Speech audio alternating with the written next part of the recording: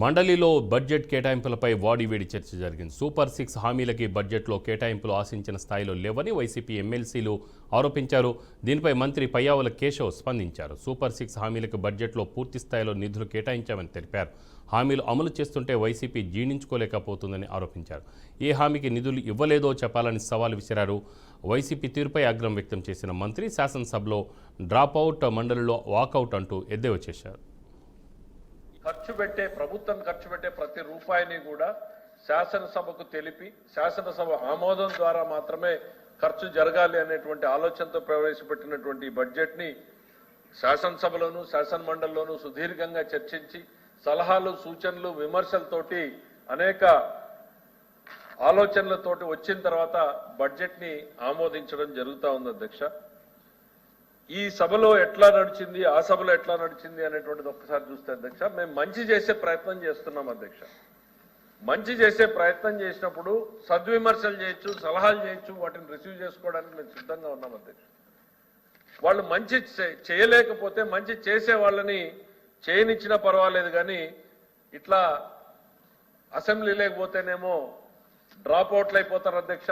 స్కూల్లో పిల్లలు drop out అయినట్టు ఎమ్మెల్యేలు కూడా డ్రాప్ అవుట్ అసెంబ్లీ నుంచి అయిపోయారు. ఇక్కడికి వస్తేనేమో వాకౌట్ అయిపోతున్నారు.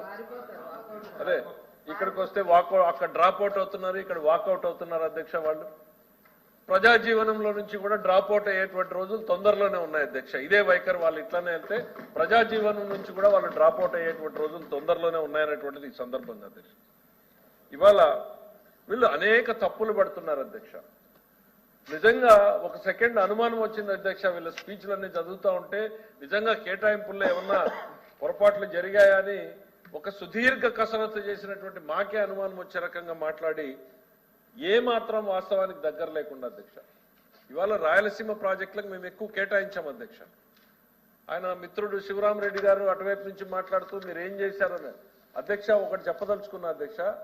ఉమ్మడి ఆంధ్రప్రదేశ్ రాష్ట్రంలో కూడా కేటాయించినంత అధిక మొత్తాల్ని వాళ్ళ రాయలసీమ ప్రాజెక్టులకు కేటాయించాం అధ్యక్ష, ఉత్తరాంధ్ర ప్రాజెక్టులకు కేటాయించాం అధ్యక్ష.